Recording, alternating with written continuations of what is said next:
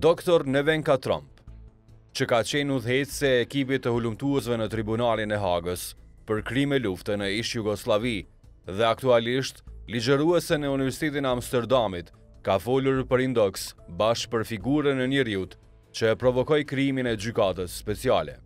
Everything associated and connected with the story is simply so not transparent.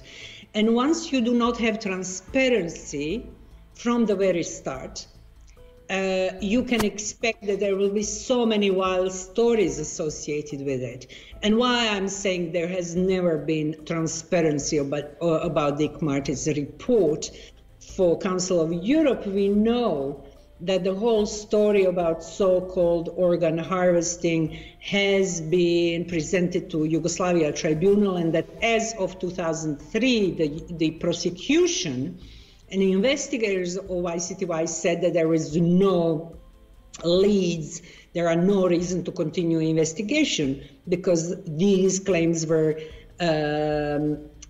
foundless, there were no foundations for them.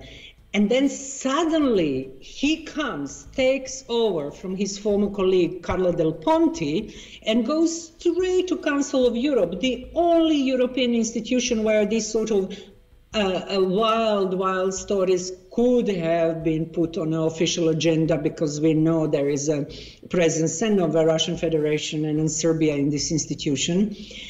And from then on, this organ harvesting story is demonizing Kosovo leaders and even Kosovo people altogether, because the story is so incredibly awful.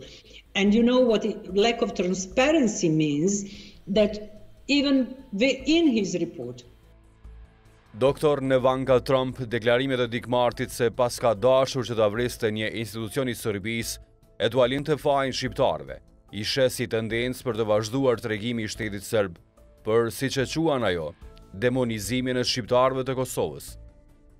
So Serbia sent out this narrative to the world and achieved quite a lot by this narrative, because in the public opinion now there is this sort of doubt.